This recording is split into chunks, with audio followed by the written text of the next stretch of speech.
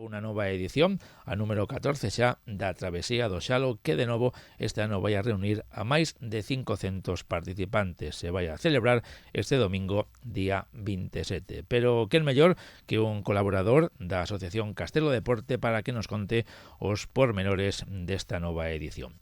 Álvaro Pérez, que tal? Boas tardes. Que tal? Boas tardes. Bueno, coméntanos, unha nova edición, xa 14 da Travesía do Xalo, e de novo, como dicía eu antes, con moitísimo éxito de participación. Sí, seguimos aí nos números de participación, pues estes últimos anos, aínda que competindo con moitas outras probas que hai nesta época do ano e que en función de cando se celebran, pois sempre, pues poden facer que se sumen participantes ou restar algo a participación, pero que seguimos aí por enriba dos 500 participantes, coa andaina que sigue sendo o éxito destes últimos anos, sobre todo, pues pola xente que se anima a coñecer o Xalo e a camiñar para facelo despois tamén durante todo o ano, e sí, moi contentos, como todos os anos, coa participación este ano tamén. Pues como sempre nos comentas, unha proba que se pode dirixir a persoas de todas as idades e tamén en este caso e tamén de todas as condicións físicas. Por unha banda, os máis intrépidos poden participar na carreira máis longa de 18 km e os que non, pois non desexen estar aí tan ao límite na andaina de 10 e mesmo tamén para os máis cativos que tamén teñen as súas probas individuais.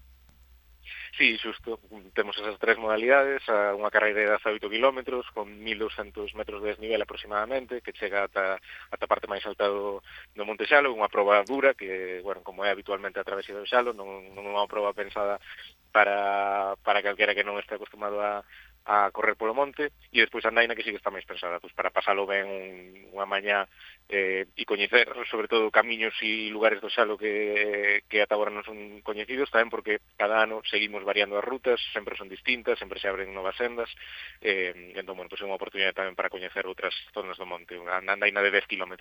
E despois, xa a partir da unha volta, cando os participantes na andaina na carreira están de volta, pues facemos esas carreiras para os máis pequenos que se inician nesto de correr en entornos naturais. Para que comecen e xa lles pique o gusanillo e despois xa cando medren, pois xa se apunten nas categorías superiores. Exacto. Non? Sí, ten que haber canteira aí de xente que empece a enamorarse do monte para que despois vai a practicar deporte ali. Bueno, e o percorrido habitualmente cada ano cambia, de novo esta edición vai a ser inédito. Sí, seguimos un pouco nesa liña, ainda que o monte tamén dá para o que dá, todo o percorrido ademais, pues percorre toda a parte do monte de Castelo, do monte comunal de Castelo, siguen abrindo sendas tamén pues, para ir na liña do que está facendo tamén a Comunidade de Montes de manter o monte o máis sostible posible, o máis cuidado posible, e respetar tamén pues, as distintas zonas nas que se está facendo unha explotación do monte distinta, incluso desde este ano tamén hai zonas onde hai cabalos, para cuidar tamén de esas zonas de monte, sobre todo na parte máis alta, no que se queren tamén facer actividades de dinamización para que a xente poida coñecelo. De feito, estamos en proxectos que avanzaremos a medida que se chegue tamén o Castelo Conte en agosto relacionados con isto. E entón, pues sí, os percorridos fanse todos os anos distintos con esa intención de que a xente poida coñecer máis monte todavía e todo o que contén o Xalo, que moitas veces pues, a xente que vive sobre todo na cidade non sabe o tesouro que ten aquí cerca. Bueno, ademais esta proba, como sempre, como ti nos comentas, sempre promovendo eses valores de respeto á natureza, pero tamén, por outra banda, non pode faltar, e tampouco vai a faltar este ano, o seu carácter solidario. Sí, este ano ademais cunha cousa que nos fai moita ilusión, que é empezar a colaborar con Aspanais, que ten un centro en Castelo, a asociación que apoia as persoas con autismo e as súas familias.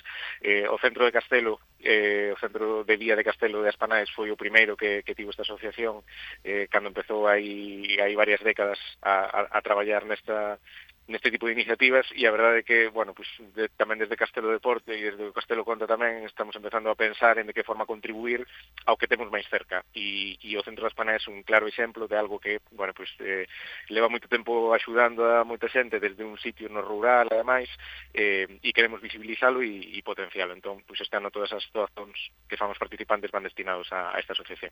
Bueno, despois, como sempre, como punto de final e como remate, churrascada, imagino, e festa.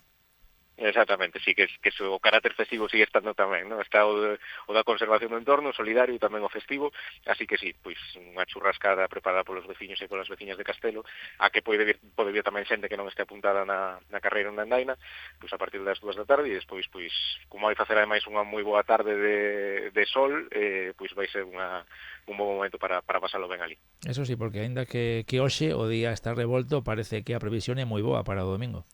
Sí, ademais ni sequera vai facer, parece que para a semana que ven dan xa bastante calor, pero o domingo vai ser un día ideal para andar e para correr polo monte, así que animar a toda a xente a que se achegue. Pois que disfruten ali, como sempre, Álvaro Pérez, moitísimas gracias por atender a chamada de Radio Culleredo. Moitas gracias a vos. Un saúdo.